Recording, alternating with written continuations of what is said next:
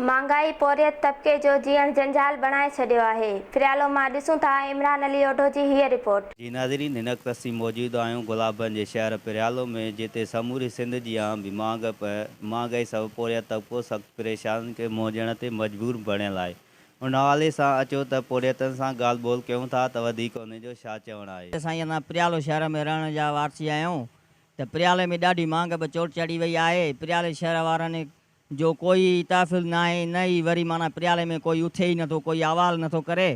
मुआंगप जे तरफ़ां असां ॾाढो ग़रीबनि जे लाइ चऊं था त जेकर को मज़दूर वीचारा 500 रुपया था कमाइनि, हेॾे आहे जो ईअं सम्झो माना 1000 रुपये सौदे लाइ मुआंगप वधी वई आहे ॾाढी। असां ग़रीबनि जे लाइ तहफ़ुज़ खपे, कुझु न कुझु अवाम खे ग़रीबनि जे लाइ रिलीज़ ॾियो त कुझु मुआंगप हटायो। ईअं न त ग़रीब को माण्हू खाई नथो सघे, पी नथो सघे, बुख ते वीचारा बछड़ा वठी काथे काथे धिक घिटिन में रुलंदा था वतन के काॾे पिननि हार का थी विया आहिनि। मुआंगप हटायो ख़ुदा। महांगाई एतिरी थी वई आहे जो अटो 200 रुपया किलो थी वियो आहे, खंडु 200 रुपया किलो, 450 500 रुपया पकवान किलो।